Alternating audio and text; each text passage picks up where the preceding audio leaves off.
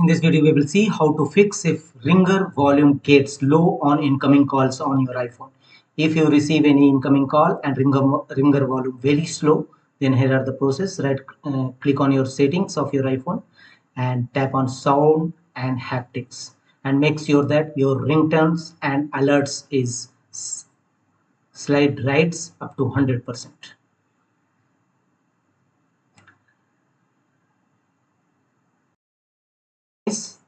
Go back to on the same settings page and here scroll down and you will find the option Face ID and passcode.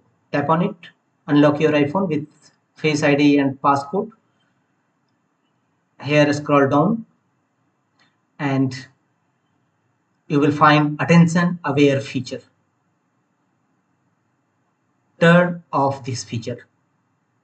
If you found it attention aware feature is grayed out, then go to settings again and here go to screen time and here scroll down and you will find the option screen distance. Tap on it and disable screen distance feature. Thereafter go back again, open settings of your iPhone, scroll down, Face ID and passcode,